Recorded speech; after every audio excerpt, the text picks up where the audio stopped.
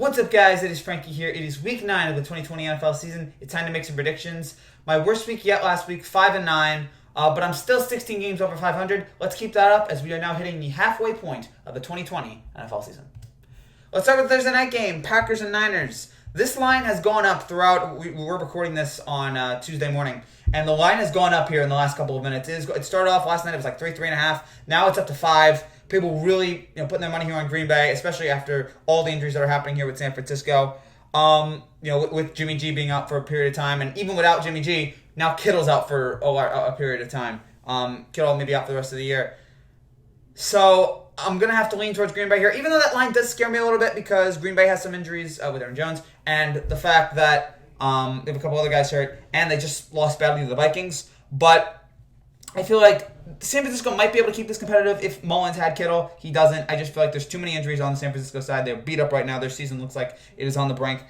And Green Bay is still a talented bunch. Rodgers, for the most part this year, has been great. I say he picks it up here in this game. Last week was not so great, but this week I say he picks it up here in a big game, Thursday night game. I say he takes control of it, takes control of a battered San Francisco team, and they cover the spread here, and Green Bay gets back on track after a rough loss against Minnesota. So give me the Packers here, -5 on Thursday Night Football. I just think there's just too many injuries for San Francisco to compete with Green Bay. Broncos, Falcons, all right, fine. Denver. There's a lot of bad games this week, and you'll see it here as we come up, but I'll take Denver. They have some momentum here with the big one they had against the Chargers, but give me the Broncos +4. Seahawks and Bills. The Seahawks are 3-point favorites. Bills are a good team here. They are now the clear and heavy favorite to win the AFC East. I don't see New England coming back. I don't see Miami competing with them. Obviously, Allen has had a terrific season. The running game improved last week. And I think they'll be able to score a little bit on Seattle, even though I think Seattle's defense is going to get better. They have some new additions coming in. But I still think they'll be able to score on Seattle, but at the end, Russell Wilson will do what Russell Wilson's been doing all year. He is still, as we are halfway done with the season, he's the clear and present MVP favorite. He has played fantastic all season long. This might be his best season yet. And I say he keeps it up there. As long as he's playing right now, the way he's playing, it's almost impossible for me to pick against him. So I say he will he'll pick apart the Bills defense there, and not too. I don't think they'll score 50 points, but he'll do it just enough, and the Seahawks will take the win on the road against Buffalo. So give me the Seahawks -3. Two very good teams here. Very nice matchup, but I think, both very good teams, but I think Seattle is just a little bit better because Wilson makes them a little bit better. Give me Seattle -3. Bears and Titans. The Titans are 5.5-point favorites. I'm going to go with Chicago here. That 5.5 is a big number. I'm not. Tennessee, bad loss last week against the Bengals. I think Chicago's defense, which is very, very good, will make Tannehill struggle a little bit. And I say that the combination of Nick Foles, who I say he will not make any mistakes here in this game, but we'll see. It is Nick Foles. You never know what to expect. And the combination of Jordan Montgomery there on the running game will be enough to, if not win the game, I say cover the spread here. It's 5.5. I say if they don't win, it'll be a close competitive game. And I say Chicago makes it close here and maybe even pulls it off against Tennessee. Chicago, good team that had a bad loss against New Orleans. I mean, it wasn't bad. It was just heartbreaking, I guess. But they're still a decent team with a really good defense. And I say that'll be enough to make it close against Tennessee at least, and maybe even possibly win against the Tennessee team that's coming off a bad loss against Cincinnati. So give me the Bears +5.5 here on the road against the Titans. Ravens and Colts. The Ravens are 3-point favorites. Indianapolis is a sneaky 5-2. No one would think of them as a 5-2 team, but they keep winning. Now they've had a weak schedule. They've not had the most impressive schedule here, but they've gotten the wins. I do think Baltimore has taken a step back this year, a little bit here on offense. The running game is still really impressive, but the passing game, Lamar has not been the same quarterback that he was last year. I don't know what that is. Like maybe just not having the training camp. I don't know what it is, but he is not the same Lamar that we saw last year in 2019. But I think in this game, though, if you ask me, I think Indianapolis is going to be the toughest test of the season. And I think they're going to struggle here. We've also seen Lamar not show up in big games. This is not necessarily a big game. This is not a primetime matchup here. So I think the Ravens will do fine. I think they'll score enough here to beat Indianapolis, which means they win because that's how it works in football. You score more points than the other team, you win. Now, both of these teams are good defenses. And I think we're going to see some solid defensive play from both teams here. But I think the Ravens do just enough. Lamar does just enough He's still a talented quarterback. He just struggles in those big spots. This is not a big spot. I think maybe he has a long run for a touchdown like he did a couple weeks ago. He's had a couple long runs for a touchdown this year. I think he does enough in this game. And again, the running game of Baltimore will slow down Indianapolis' defense at all.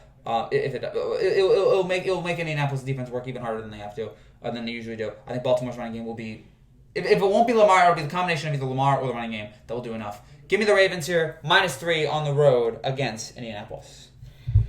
Panthers and Chiefs. Chiefs are 11-point favorites. I have notes here that I do for this, and my notes I wrote for this are Mahomes. That's it. I'm not betting against this team. They're still the best team in football. They're still just far and away the best with their offense, and they have probably the best quarterback in football. He's amazing. I say keep it up here. Sorry, Carolina. They covered the 19.5 last week against the Jets. I say they covered the 11 points here against the Panthers. Give me the Chiefs. Lions and Vikings. Gosh, this is a bad stretch here. Lions and Vikings. Dalvin Cook was the best player on the field last week, so I say that he'll keep that up here. Both these teams are still bad. Give me the Vikings -4. Giants, Washington. Gosh. Giants. I was impressed, though, with the Giants last night. They were able to keep it interesting against arguably the best team in the NFC in Tampa. And I say that they'll do that here. Giants on the road, and they have to. Please, Giants, win. Keep the season at least somewhat alive, because the division's up for taking there. Give me the Giants here +3 over Washington. Texans, Jaguars, man.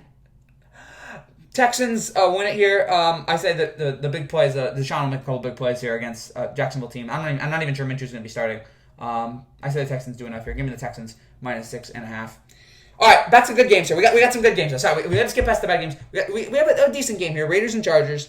The Chargers are a 1.5 favorite. I'm going to roll with Vegas here. I think their offense will do just enough. You got Jacobs there. You got Waller. You got Carr will make some big plays. Vegas has struggled at points in this year because I was really impressed with the Raiders coming out of the gate. And then they've stumbled here. I think they've been 3. They started off 2-0. I think they've been 3-4 since. But I say in this game against the Chargers team, that is not very good. Herbert is solid. He makes some mistakes. I'll admit that. But you see the talent there. You see the potential there. But I think in this game, the Raiders will win this here on the road. I just think the Raiders are just a little bit better than the Chargers right now. And I think that their offense will be able to do enough against that Chargers defense. So give me the Raiders here. +1.5 over Los Angeles. Steelers and Cowboys. There is no spread for this game right now, which I imagine will mean I imagine that the spread is going to be pretty ugly. And by the way, I'll put it in the comments. I'll put it in the comment section about what the spread will be when it comes out. But I'm rolling with Pittsburgh here. Whatever the spread is, give me the Steelers. The Cowboys are dreadful offensively right now. Even if their defense, their offense is so pathetic. Poor Ben DiNucci. It's just that kind of year, though. And Pittsburgh is undefeated. I don't think Pittsburgh's going to stay undefeated throughout the year, but I think that they will at least remain undefeated for one more week against a awful garbage Dallas offense. They will do whatever they want. And even if Dallas does have a decent defense, Pittsburgh, I think, will tear that apart. Give me the Steelers here, and whatever spread it is, against the Cowboys. Dolphins and Cardinals. The Cardinals are 4.5-point favorites. This game is interesting in that it's Kyler Murray versus Tua Tagovailoa. They played in the college football playoff in the 2018-19 Orange Bowl. Alabama won that game. So we get Murray, we get Tua. I'm gonna go with Miami here. I'm starting to buy into it a little bit here. The Dolphins defense is one of the best in the league, so I think that they will. Well, I mean, Murray will make some plays, but I think he will not be as explosive as he usually is. I think they will limit him. I think they might pick him off once or twice. And then we're gonna see. I feel like we're gonna see Tua here make some. Tua really didn't get to show a lot of his talent last week. I think he'll show it this week. I think we'll see some of that Tua that we all got to see at Alabama. Some nice throws, maybe a couple good runs. Even if they don't win the game, I feel like they're going to cover it at least. 4.5 is a big number there. Give me the Dolphins +4.5 over Arizona. Sunday night games: Saints and the Bucs. The Buccaneers are 5.5-point favorites. This is fun, man. This is two of the greats of all time. We saw them face off in Week 1. We saw Breeze and Brady face off in Week 1. And it was a troubling week there for Tampa. Brady looked awful. The Saints looked good. The Saints didn't look good, but the Saints scored enough. And everyone was like, oh my gosh, Brady made a terrible decision. He's washed up. He's over the hill. And Tampa Bay has played so much better since that Week 1. They've gotten better every single week. Their defense has really stepped up. Their offense has stepped up as well. Brady is looking so much better here. He's got Gronk working. Finally, we get the first game of Antonio Brown. That'll be an exciting thing there. We've got We got Leonard Fournette. This is a fun Buccaneers team here. And even though I don't think the Saints are I know some people are ready to go up on the Saints. I'm not. They've had 4 big come-from-behind victories here in a row.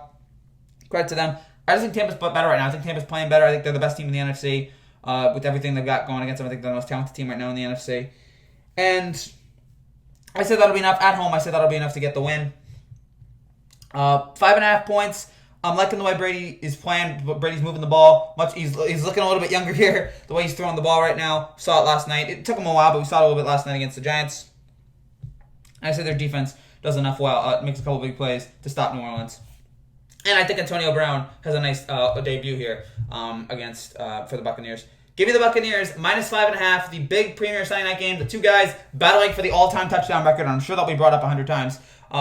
2 guys battling for the all-time touchdown record. Breeze and Brady, 2 of the best. But in the end, I think Brady gets the better of Breeze. Give me the Bucs, minus 5.5. And then the Monday night game, and this is a Monday night game. First Monday night game in a while I don't care about. Patriots, Jets. We know how bad the Jets are. The Patriots are going nowhere. And I say that in this spot, in this instance, I think New England just... I think whatever problems they have, I think they'll be fixed at least for 1 week. I still don't think the Patriots are going to make the playoffs, but I think they'll fix that problem for at least 1 week. Give me the Patriots, minus 7 over the Jets. So those are my picks for week 9. Thank you guys so much for watching. If you're new to this channel and you like what you see, make sure you subscribe down below for more videos like this every single week. We'll be back on Thursdays. We have a live reaction immediately after Packers-Niners, so come back after Packers-Niners. We'll have an immediate live post-game reaction to that game. See you guys then. Take care. God bless. And remember, go out and vote.